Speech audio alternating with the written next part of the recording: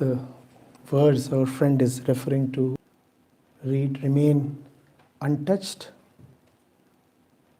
remain unshakable. Right? Remain untouched and remain firm, centered, undisplaced. Those words make sense only in the context of our present condition. And what is our condition? Everything touches us. Touches us and puts its imprints upon us. So much so that we are actually nothing but a collection of, a compendium of the various imprints that life, time, and experiences have given us. This touches us and molds us. That touches us and dirties us. Then something else comes over to touch us and breaks us. And that's how our inner content, that's how our consciousness is formed. Through touch of others, not through any innate principle, not through any organic sprouting, not through anything that is original or of the heart.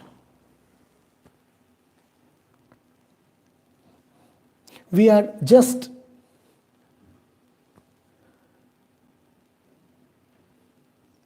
layer upon layers of imprints, and therefore there is very little true individuality.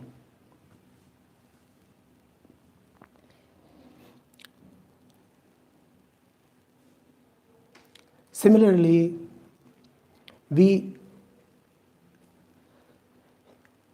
have very little rootedness.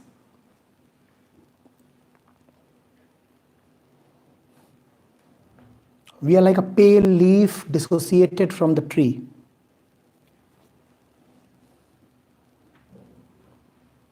Even a feeble wave carries us away.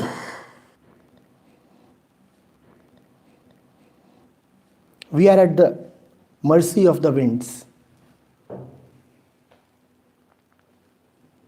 with very little connection with the root. That is the condition of the mind. That is the condition of mankind.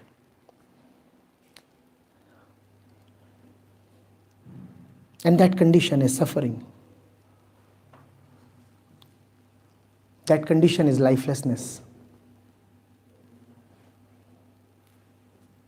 So that poster simply exhorts one to rebel against that condition.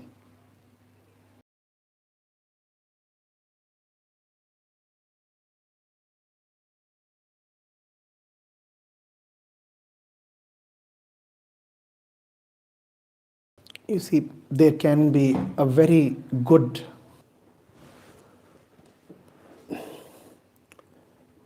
literary, academic answer to this.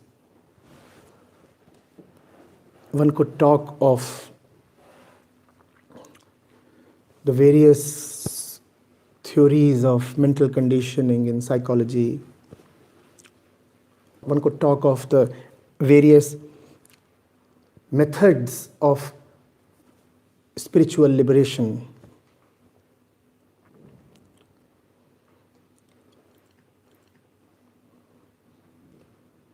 And if we talk about that, it would all appear quite nice, convincing, logical and polished. But practically, there's only one method to cut through these layers of conditioning and reach right down to the root. That method is not a polished method. That method is not a well-defined or secure method. It's a very raw thing. It's quite crude. That method is called suffering. Or you could call that method as love. We do not know what the root is. Even those who have talked of the root have very clearly said that just as the root of the tree is beneath the surface and unavailable to sensual observation, man's roots are not available even to mental speculation. We cannot see the roots. Our suffering is the only proof of the root. We do not know what pristine cleanliness lies beneath the layers of dust. But our repulsion and discomfort with the dust is the only proof that we are lovers of cleanliness. Cleanliness we have not seen. Cleanliness we hardly have any first-hand experience of. There is no point just imagining and speculating. But of one thing we can be certain. We can be certain that neither we nor anybody else likes filth. There is nobody in the entire universe, living, dead, yet to come, young, old, woman, man, human, animal,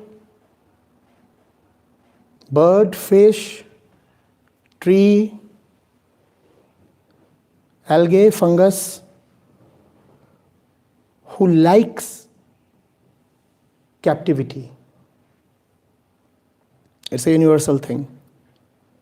Nobody likes to be in captivity. We do not know the one we really love, but we can at least be certain of what we all universally dislike. Universally, without exception, we all dislike bondages. Universally, without exception, we all dislike illusions. We all dislike mortality. There is hardly anybody who loves perishing, except in very peculiar situations. Even very old people want to continue living. This gives us an insight into what our nature is. We dislike bondages, we dislike lies, illusions. We dislike it when things are complicated. We dislike disappearing, dying. Don't we? And we dislike being hated.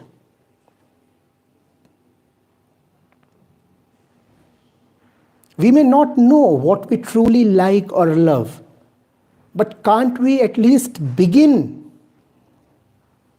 by doing away with that which we so deeply and commonly dislike?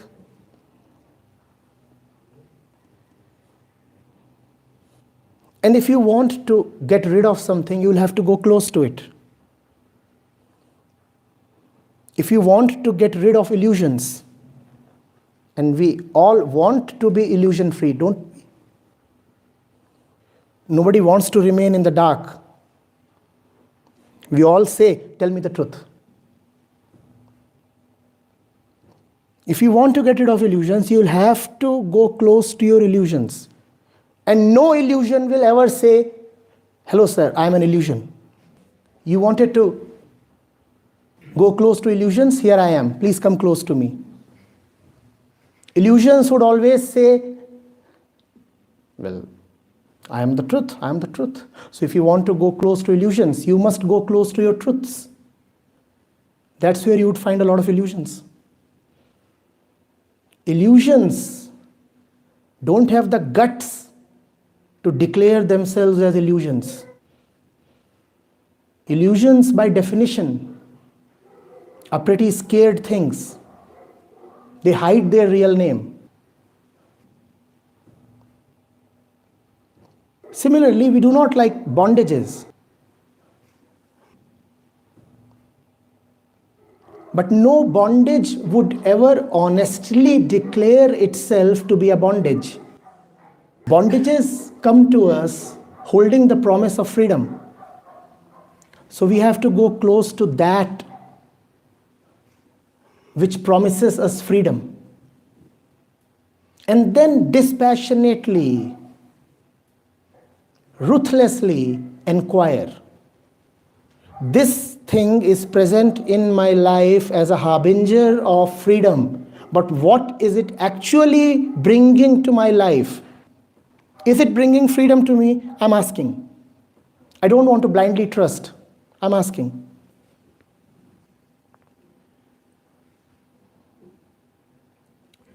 If you love life and if you love freedom, you'll have to be ruthless. You must be.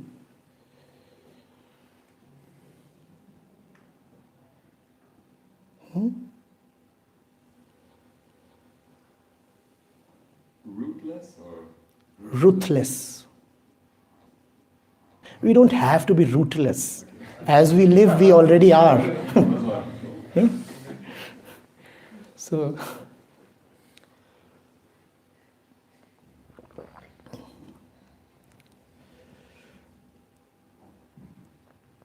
we spend a lot of time and energy talking about the truth. In fact, so much of the spiritual environment is abuzz with talks of the real self, the witness, the truth. And when you dedicate so much energy just talking about the witness and the true self,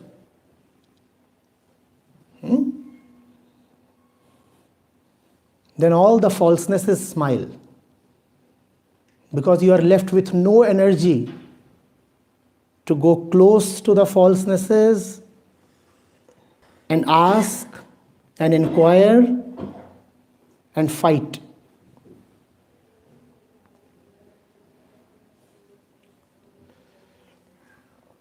Don't talk of that which is anyway not available to be talked of.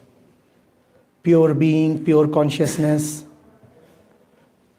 These are just stories. No point entertaining oneself with such stories. Get down to the dirty business of living. Go close to the filth. Roll up your sleeves and get your hands dirty. There's a lot of filth. You can't just keep witnessing it. You have to actively figure it out and clean it up. Find out what it is.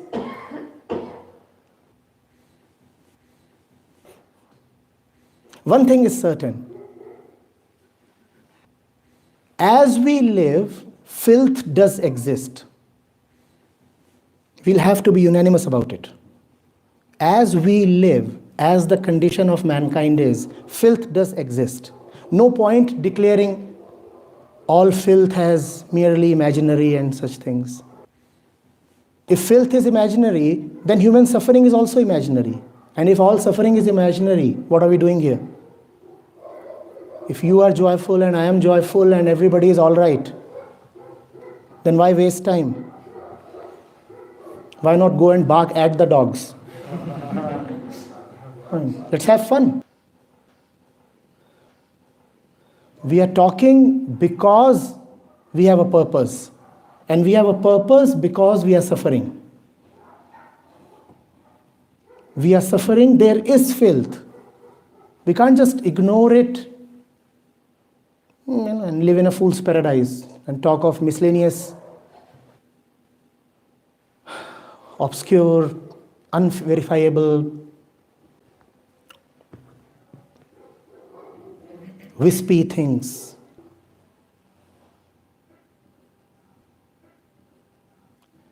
Life is there to be seen, to be experienced, and we know what our experiences are.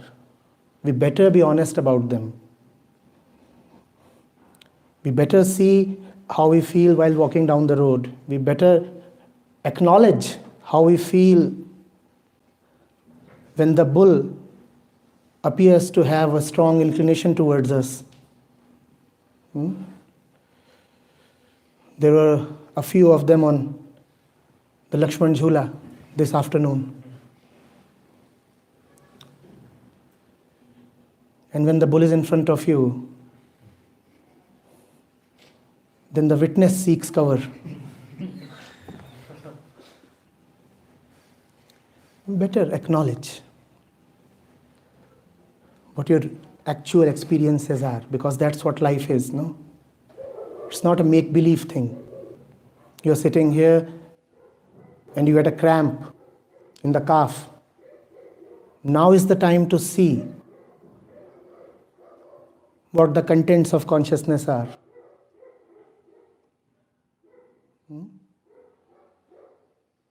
Here we are conversating, and the dog barks down there. And the listening wavers. That is there to be acknowledged. This is how we live. And then one has to ask, what is it and why? From where does it come? Nothing is so sacred that it can't be examined. Nothing is too holy.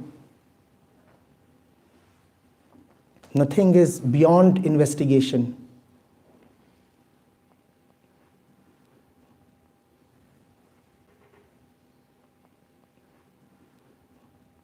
Including the witness.